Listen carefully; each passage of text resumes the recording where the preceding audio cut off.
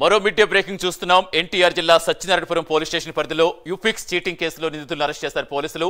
అధిక లాభాలతో నగదును డిపాజిట్ చేయించి బోర్డు తిప్పేశారు. మోసపోయామని తెలుసుకున్న బాధితులంతా పోలీసులను ఆశ్రయించారు. దీంతో కేసు ప్రతిష్టాత్మకంగా తీసుకున్న పోలీసులు కేసును ఛేదించారు. పక్కా సమాచారంతో నరసరావుపేటలో నిందితులను అదుపులోకి తీసుకున్నారు. వారి నుంచి 90 లక్షలు చేస్తే బంగారం, వెండి ఆభరణాలు స్వాధీనం చేసుకున్నారు. తర్వాత నిందితుల బ్యాంక్ ఖాతాలు ఫ్రీజ్ చేయించారు. పూర్తి వివరాలు ఇచ్చేందుకు మా కరెస్పాండెంట్ రాజ్ కుమార్ జాడుతారు. రాజ్ కుమార్, అసలు ఏంటి యూపిక్స్ ఏంటి, ఎప్పటి నుంచి రన్ అవుతోంది, ఏం చెప్తున్నారు బాధితులు, పోలీసులు ఏం చెప్తున్నారు?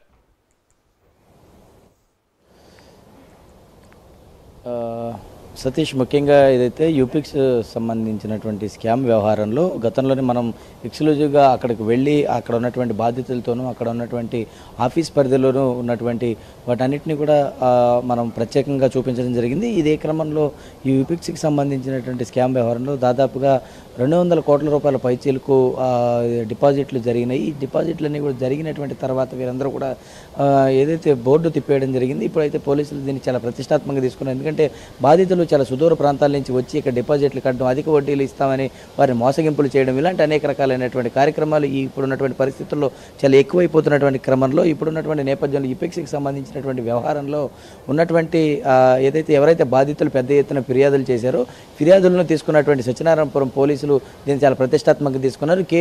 డీసీపీ తిరుమలేశ్వరరెడ్డి నేతృత్వంలో ఉన్నటువంటి ఒక ప్రత్యేకమైనటువంటి బృందం యూపిక్స్కి సంబంధించినటువంటి స్కామ్ వ్యవహారాన్ని మొత్తం కూడా చాలా ప్రతిష్టాత్మకంగా తీసుకుంది. దాదాపుగా 354 గ్రాముల బంగారాన్ని వసూలు చేసినట్లు కూడా తెలుస్తుంది. అంటే దీని విలువ వచ్చి దగ్గర 90 లక్షల రూపాయలుగా దీన్ని గుర్తించారు. అదేవిధంగా 25 కేజీల వెండిని, అదేవిధంగా కొంత నగదుతో పాటు ఉన్నటువంటి ఎవరైతే ఇటు ఈ స్కామ్ చేసినటువంటి వ్యవహారంలో కేసులకంగా ఉన్నటువంటి వారందరూ ఉన్నారు, వారందరినీ కూడా దాదాపుగా కూడా వాడి బ్యాంక్ అకౌంట్లతో పాటు పలువురు దగ్గర నుంచి నగదును కూడా స్వాధీనం చేసుకున్నట్లు కూడా పోలీసులు ఈరోజు విజయవాడ పోలీస్ కమిషనర్ రాజశేఖర్ బాబు ప్రత్యేకంగా దీని మీద ఒక మీడియా సమావేశం కూడా నిర్వహించారు. ఎందుకంటే ప్రత్యేకంగా ఈ స్కామ్కి సంబంధించి ఎందరో మంది బాధితులు పోలీస్ స్టేషన్లకు వచ్చి లబోదిబం అన్నటువంటి పరిస్థితి గతంలోనే ఉండేది. ఇదే క్రమమైనటువంటి వ్యవహారంలో ఈ స్కామ్కి సంబంధించినటువంటి అంశంలో ఏదైతే విజయవాడ పోలీసులు దీన్ని చాలా సీరియస్గా తీసుకున్నారు. ఇదే విధంగా ఉన్నటువంటి వ్యవహారంలో ఈ మధ్యన విజయవాడ పరిధిలో ఉన్నటువంటి వాటి అన్నింటిలో కూడా పెద్ద ఎత్తున స్కామ్ వ్యవహారాలు పెద్ద ఎత్తున వస్తున్నటువంటి నేపథ్యంలో యూపిక్స్కి సంబంధించినటువంటి ఈ స్కామ్ ఒక్కసారిగా కూడా వెలుగు చూసి దాన్ని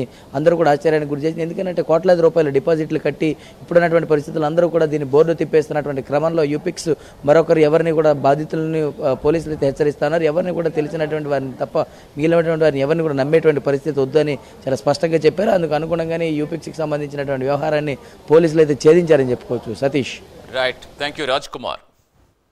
కూడా ఈ కేసు గురించి చాలా డిస్కషన్ జరిగింది. ముఖ్యంగా ఈ యూపిక్స్ క్రియేషన్ కంపెనీ హాలీవుడ్ సినిమాలకి యానిమేషన్ వర్క్స్ జరుగుతున్నాయి అని చెప్పి దాన్ని బేస్ చేసుకుని వాళ్ళు 2017-18 సంవత్సరంలో ఒక యూపిక్స్ అనే యానిమేషన్ కంపెనీని ఏర్పాటు చేయడం జరిగింది. వాస్తవానికి 2014లోనే వారు ఏర్పాటు చేశారు.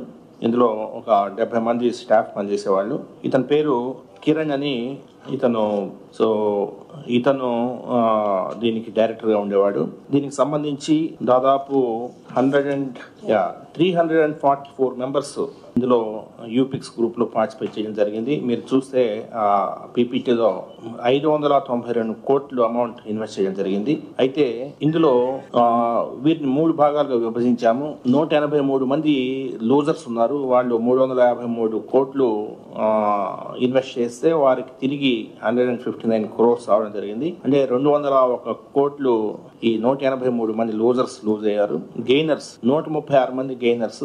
వీళ్ళు 238 క్రోర్స్ ఇన్వెస్ట్ చేస్తే 358 క్రోర్స్ రిసీవ్ చేసుకోవడం జరిగింది. అంటే